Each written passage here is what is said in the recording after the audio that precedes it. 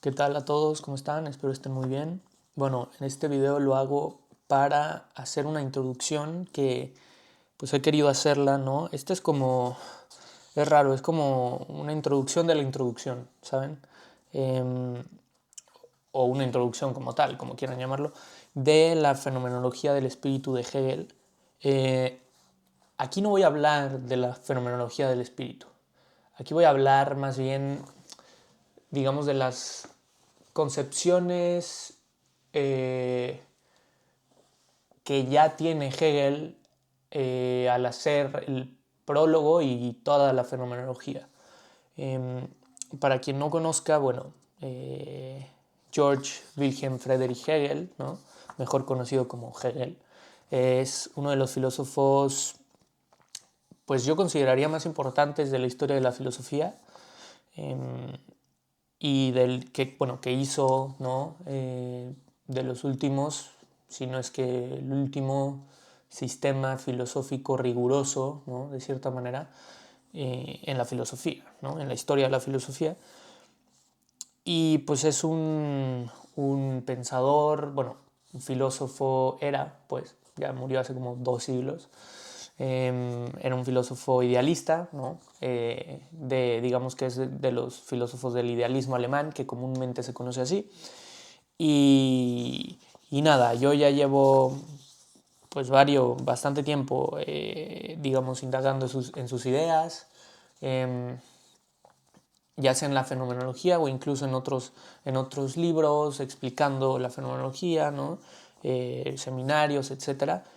Y aquí, bueno, este video tampoco va a ser largo, ¿no? O sea, aquí tengo un par de páginas nada más, hablando de, digamos, de las concepciones importantes que en este caso considera Herbert Marcuse, ¿no? Que estoy leyendo este libro que se llama Razón y Revolución.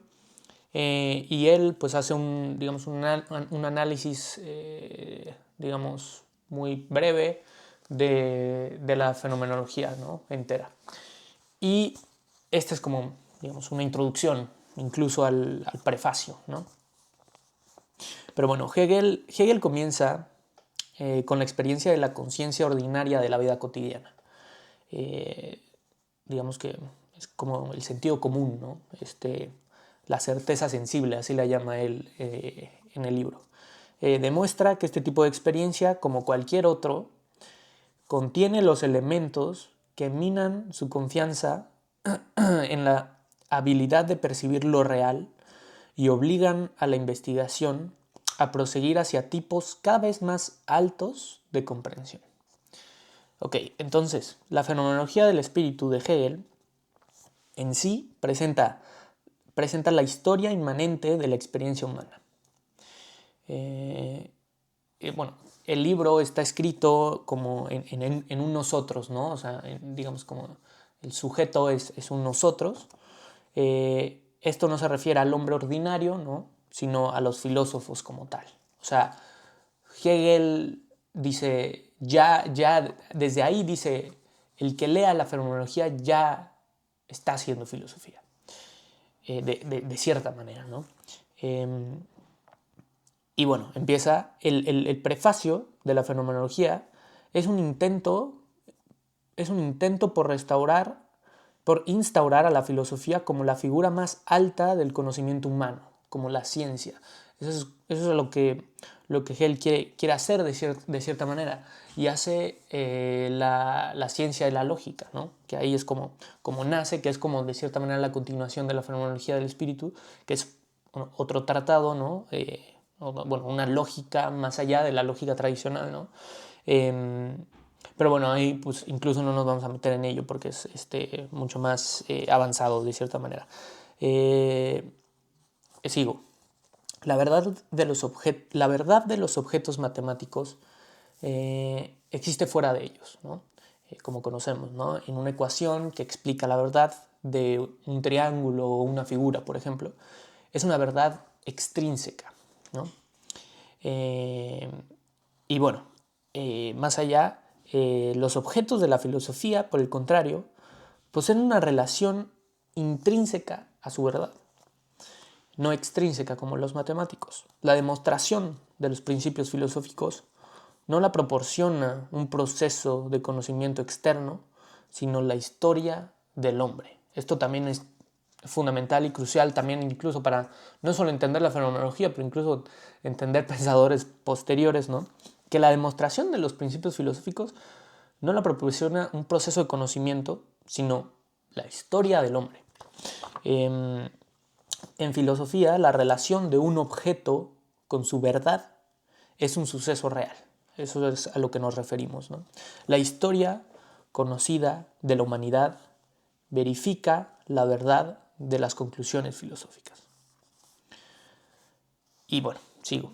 En la filosofía, la verdad es inmanente al objeto. La verdad configura la existencia misma del objeto y no es, como en las matemáticas, como ya dije, indiferente a él, ¿no? Una verdad matemática puede ser fija en una proposición, ¿no? Fijada en una proposición. La proposición es verdadera y su contraria falsa, ¿no? En filosofía, la verdad es un proceso real, ¿no? Que no puede encerrarse en una proposición. Por eso es muy distinto, ¿no? Pero no hay una sola proposición capaz de captar este proceso.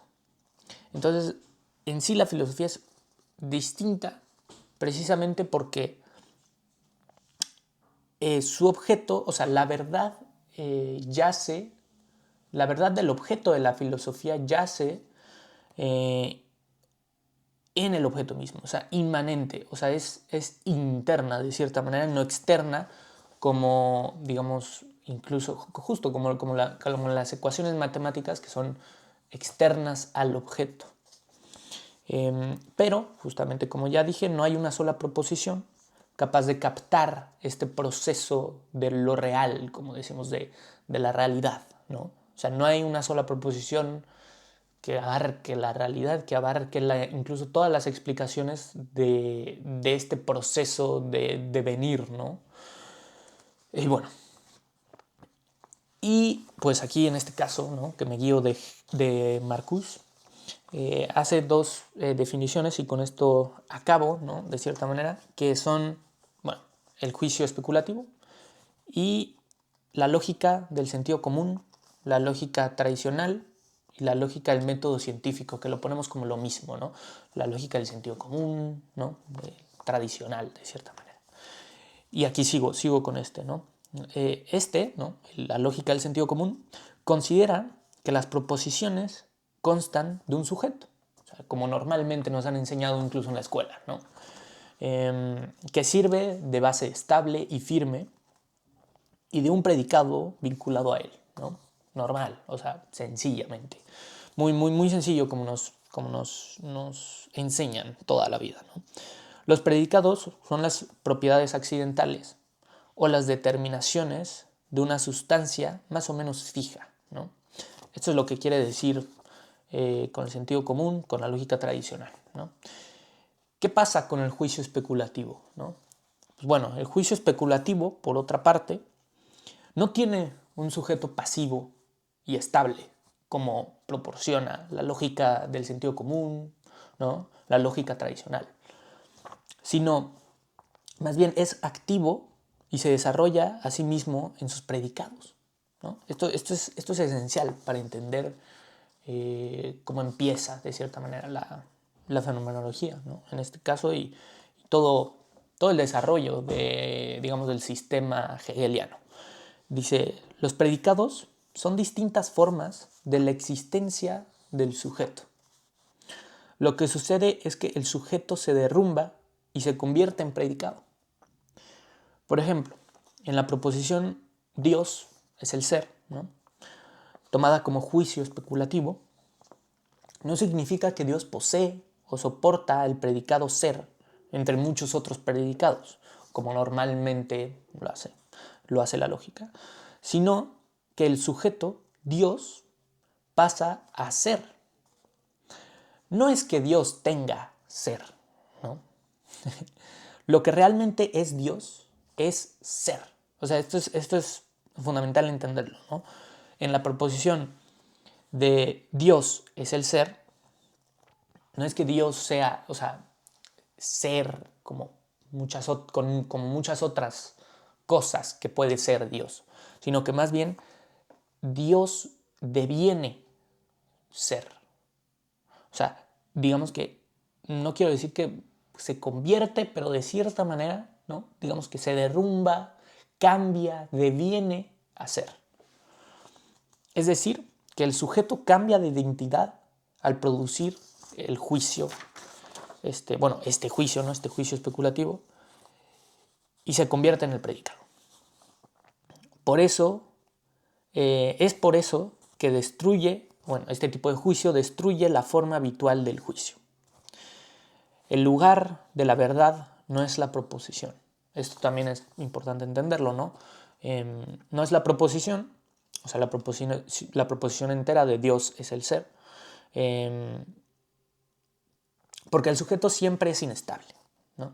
El sujeto siempre es inestable, siempre deviniendo de esta forma, ¿no? De Dios es el ser, Dios deviene ser, pues entonces el sujeto siempre es inestable, no es estable, no es incluso fijo, inamovible, como dice la lógica tradicional. La verdad es entonces el movimiento del concepto consigo mismo. Y es aquí justamente donde empieza, de cierta manera, donde podríamos empezar a entender y a introducirnos a la fenomenología del espíritu. El conocimiento, que es muy... Bueno, Hegel tiene sus definiciones de este tipo de conceptos como entendimiento, razón, conocimiento, son completamente distintas. Entonces, el conocimiento comienza cuando la filosofía destruye la experiencia de la vida cotidiana. Y es así como empieza la fenomenología, con un análisis de la certeza sensible, en este caso de la vida cotidiana, común y corriente, ¿no? También introduce el concepto de dialéctica, ¿no? Que en este caso pues es un concepto que incluso nos puede dar para otro video, ¿no? Para otro video corto, ¿no? Relativamente corto, para poder incluso también entender un poco mejor la fenomenología, ¿no? Pero en este caso, pues eso es lo que quise introducirlos a ustedes, ¿no?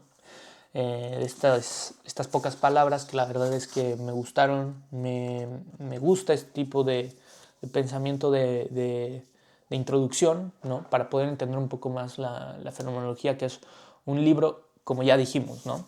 De la historia inmanente de la experiencia humana y del espíritu en este caso, ¿no? Como ya hablando como Hegel, de cierta manera, ¿no? Como una experiencia del espíritu que digamos que se mueve y deviene a través de sus diferentes momentos hasta hacerse autoconsciente de cierta manera. Pero bueno, espero les haya gustado, ¿no? Espero hayan entendido, que haya sido un poco claro, ¿no? Que es lo que trato de hacer aquí, que hacer un poco más claro. Díganme sus dudas, ¿no? Díganme si les gustó, si quieren incluso que, no sé, les introduzca el prefacio de la fenomenología, que podemos hacer, digamos, una introducción al prefacio, o incluso el prefacio mismo, ¿no? Y nada, díganme sus dudas, comentarios, y nada, los veo en otro video.